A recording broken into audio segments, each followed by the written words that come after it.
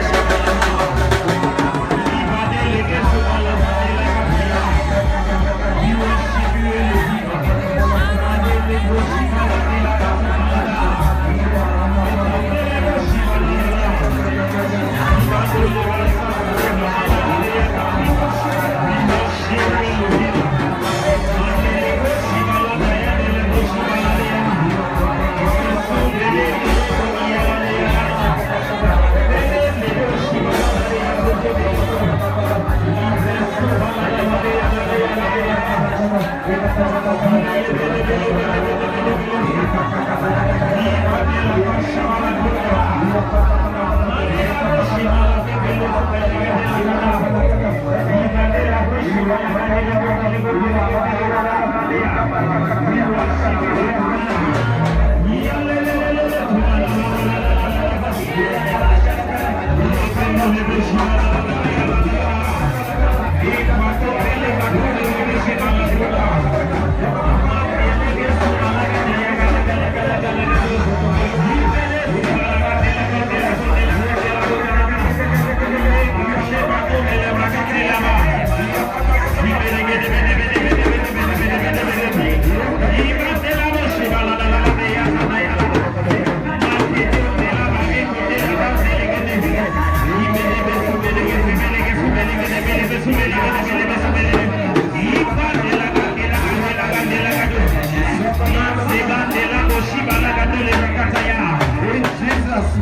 name we worship. Amen. Father, we thank you for this morning. We thank you for the calm and serenity that has permitted us to even be here to worship you. Father, we thank you because you are a God that never sleepeth or slumber. We thank you, Father, because you have never abandoned your people. Holy Spirit, we pray, come and take over this meeting. Come and go the way you want to go and not the way that no one wants to go. In the name of Jesus. Amen. Father, speak to your people. Talk to them. Whatever they are in need of, meet them in their point of need. Let souls be saved. Amen. In Jesus' mighty name we worship. Amen. Amen. Sit down and never go down.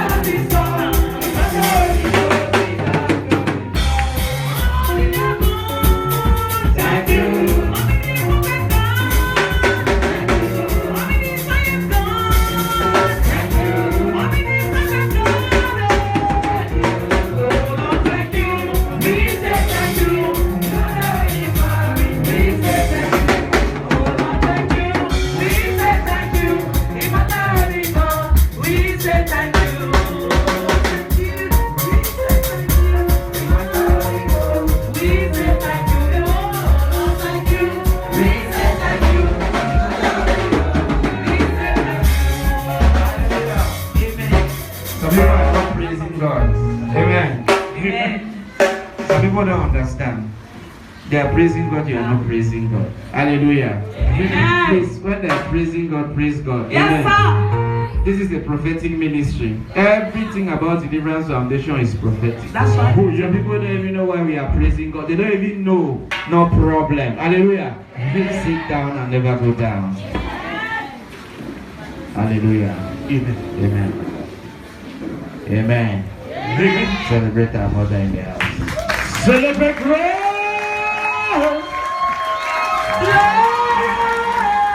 Celebrate our mother.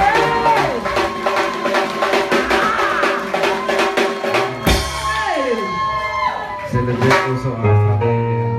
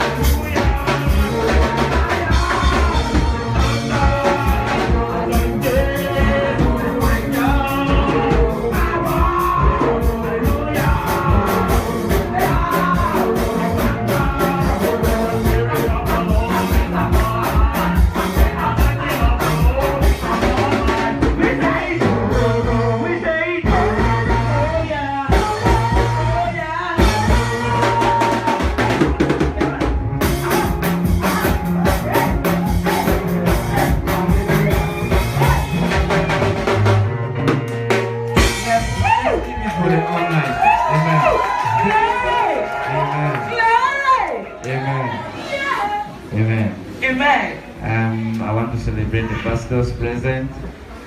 Amen. And the men of God in the house. Hallelujah. Amen. Amen. It's a marvelous thing to serve God. Acts chapter 10 and verse 4. So those who were here on Bible study, they know we have finished the studies that we have been carrying in this church for the past 3 months. In September, I said we are starting a new series, and where Papa came, he will explain it to you. But this is what God is saying. And I think this teaching that we are beginning is very timely. there is something that is going around now. It's called social media. Facebook, YouTube, WhatsApp. You know, people are sharing messages because a great man of God, in fact, Barclays, you know this because that's your man. A great man of God has gone and confessed that all my life I have done this, I have done that. Let me tell you something, Sister Rose. As we are in this church like this, all of us are not going the same direction. Yes, sir. Did you understand me? That you saw this lady. We are standing in the Carrefour. They have put on the red light. All of us are waiting for green light. Because when the green light will show, everybody will be taking their direction. Oh, yeah. That you saw my sister going right after it does not mean that I'm going right. Yes, sir. If the man is in error, now a problem. No man will be saying it. Yes, sir. Listen to me. If a man of God has spent his whole life asking people money that God did not send him, that is his problem. It's between him and his God. If you now assume to be like, okay, that is man of God, that is a one man. He is not. He doesn't represent us. Yes, sir. That's why we are another grace called Deliverance Foundation Ministry. If he represented all of us, God will not send a man to stand another work. Hello. So this teaching is very timely. Please take your Bible, open your notebook, and copy notes. Some people are very good. Pastor Ali, there are many people preaching the Bible who have not read this Bible. All what they do is they go and listen to what people say. They come and say the Bible say they have not read it themselves. Many times when I sit in my parlor, I put on TV back there. I don't care who is the man of God. As you be talk when you quote Bible and you see error. Why? I have taken time to study the Bible. It's very difficult for a man to be preaching and I'm following you and I don't see error. You are quoting, you are even giving facts wrong. I say no, this is not what the Bible says. You are changing. So if that you spend your whole life listening to what people say, it doesn't mean everybody is listening. There are people who are studying the Bible and studying it well. Keep that holy. There are people who are following God and who are following God well. In case you are joking, that is your problem. If you are joking with your God, it is your problem. How can you come and tell me that? Hey, because a man said, is the man me? Is the man us? Does he represent us? I have not called any name. Yes, sir. Those who understand, shake your head. If you understand me, shake your head. I can see there are very few people. Hallelujah. Acts chapter 10 and verse 4.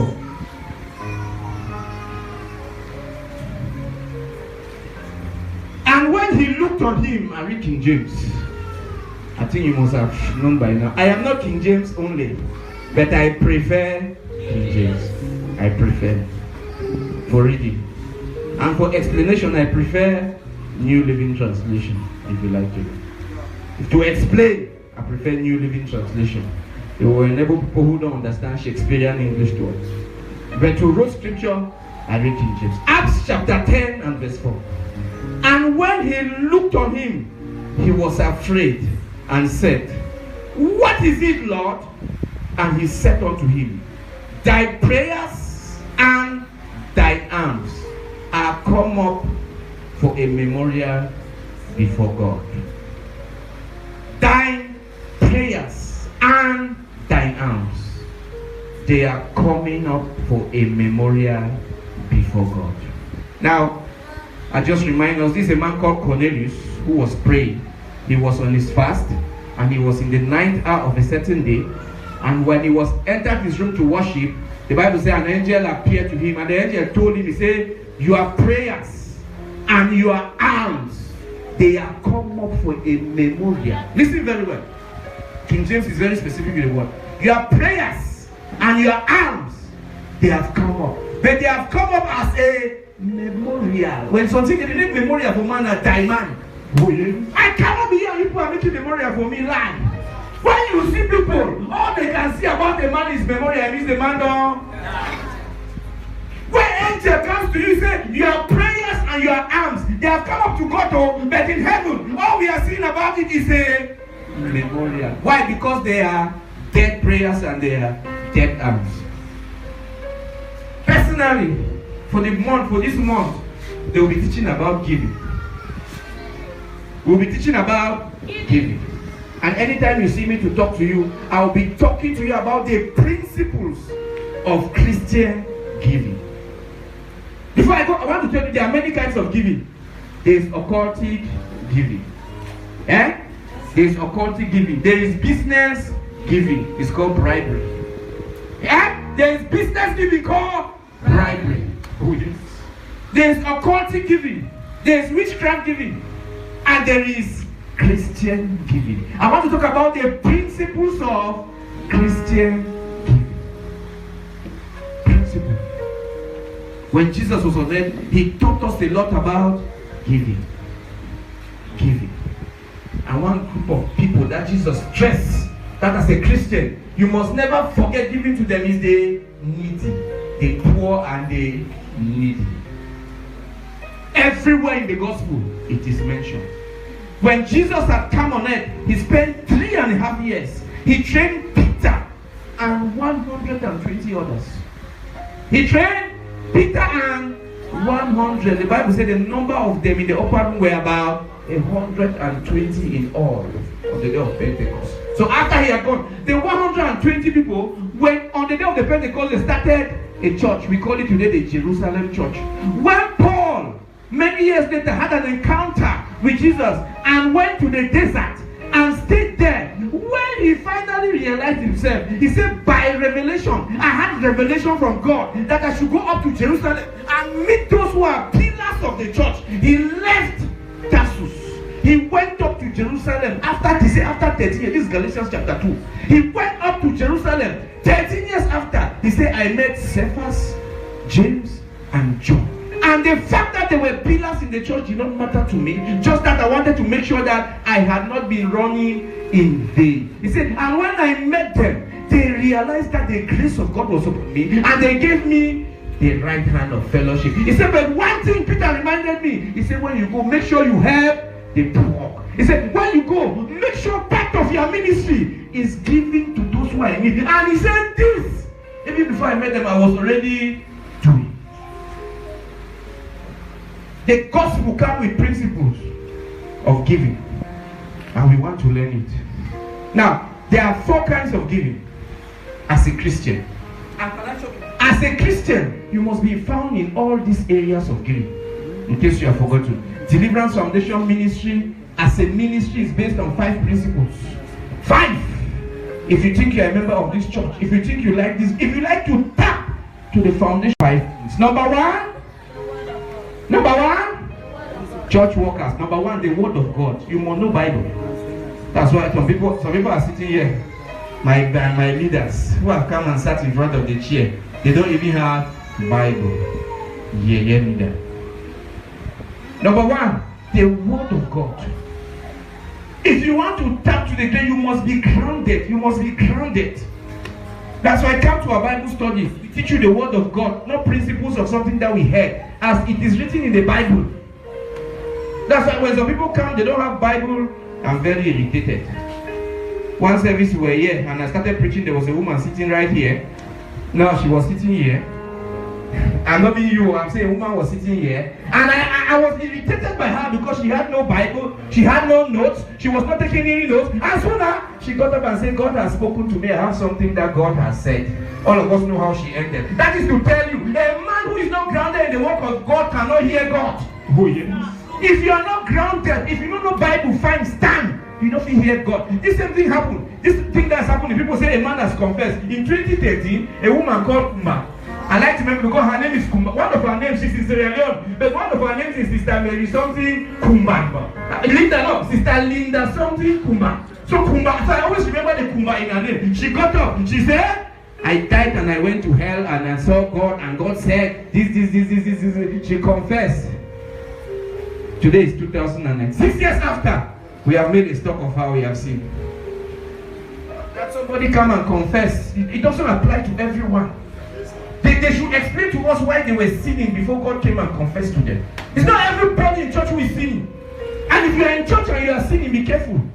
Some of you are in church because you are sinning. You don't think that everybody in church is like you sinning. Yes, sir. I hear you. Yes, So when you hear anything about sin, you are crazy because you think everybody should not follow sin like you because they are in sin. Yes, sir. Anyway, this is not even the topic. I'm just reminding you, as a child of this ministry, I said you should be grounded in The word of God, the Bible.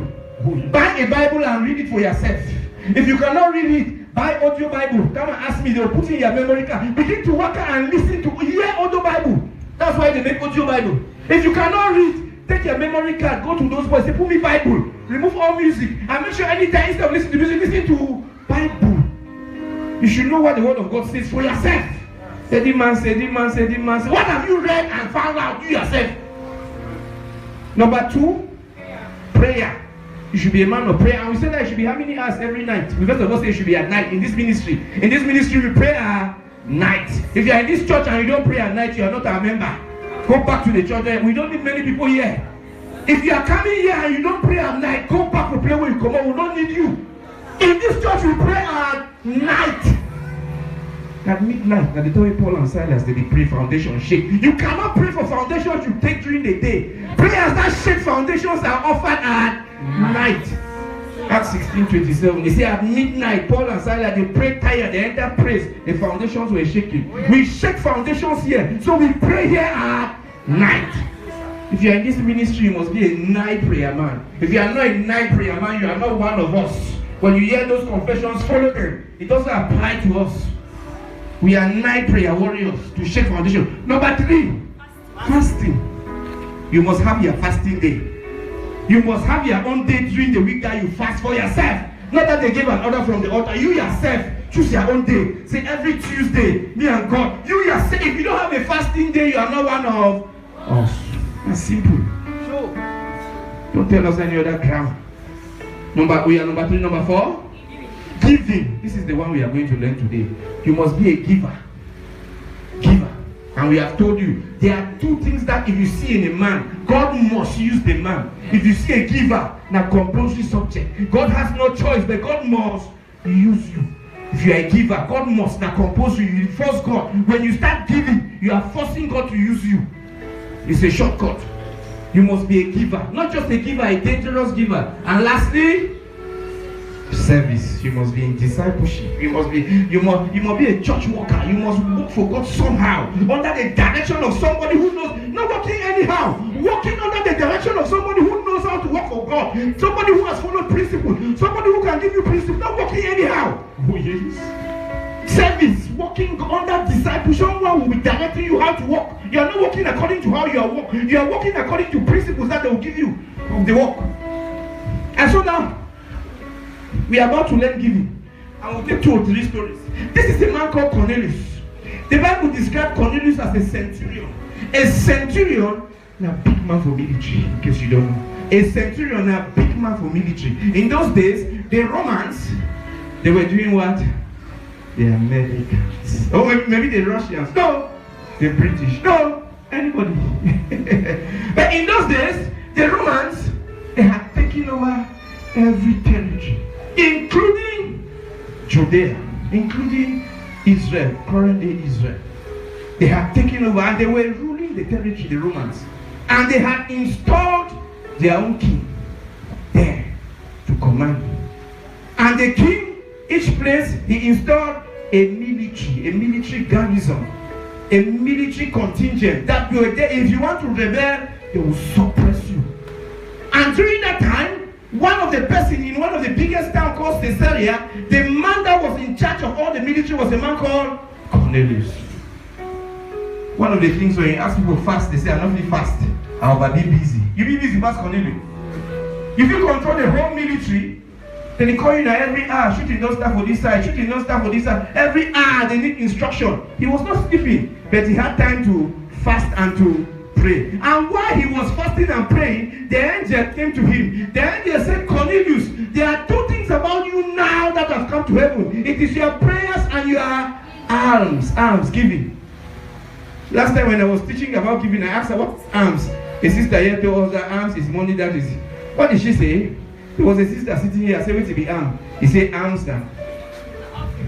He said, alms now offering. Voila. He said, alms now offering. And we corrected her. In this church, we know the Bible where alms is not offering. If you don't know, go read Bible. Alms is not offering. There's a difference between alms and offering.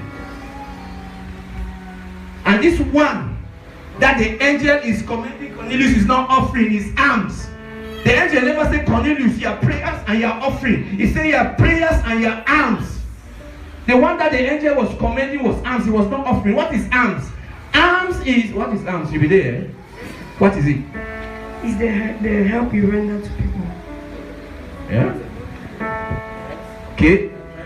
Alms is the money that you use to help people. Okay. You know better. You get better answer. No. Who has a better answer? She said alms is the money that we use to help people. Whenever we start they give you, we still answer theory. We waste time. What is alms? Yes. Alms is given to man. Thank you. Alms is money that you give to help the poor. Alms is money given to help poor. Alms is money that you give underprivileged. Alms is money that you give to help poor people. What you put in church is offering, is not alms. Because if you put in church and announce, I want you to take and pay electric bill of the church, it's no more alms. Because it's not helping people, it's doing church work. It's the difference. If you now put your offering here and I collect, mother give me, I say, okay, John, come, doctor, they don't pay electric bill. He shows me that line. When I take and pay electric bill, is that alms? No. That's offering. There's a difference. If I take the money and start paying, oh, I call brother, light, they don't blow. Change Bob. He changed Bob, he said, look on the 5,000, I move church money, give me buy Bob to our church. You no more alms. Oh, yes. Alms is to help poor people. Yes, sir. So this angel came, he said, Cornelius, your prayers and your alms, they have come up for a memorial. Notice, his prayers and alms went up to God, but they went up to God as a memorial. Why? Why would somebody be giving? Giving at a level that can touch God. But the angel that comes to deliver you the message tells you that he was seeing it as a memorial. He's seen a deity. It was not a living sacrifice. It was not a living testimony. He came up to God before a memorial. And he gave Cornelius, he said, now send some men to Joppa for one Simon named Peter. He's in the house of Judah, is the house of Simon the tanner who lives by the sea. He will come and tell you what you ought to do. What was it that he ought to do? He ought to do something so that that arms can be now living. How can your arms be going up to God and he's dead? How can your arms God be seeing it and it's a memorial? He says, send some men to Joppa for one Simon. His son name is Peter. He's living in the house of Simon the tanner. He will come and tell you what you must do. That was Peter's mission to Cornelius' house. He had to come and tell Cornelius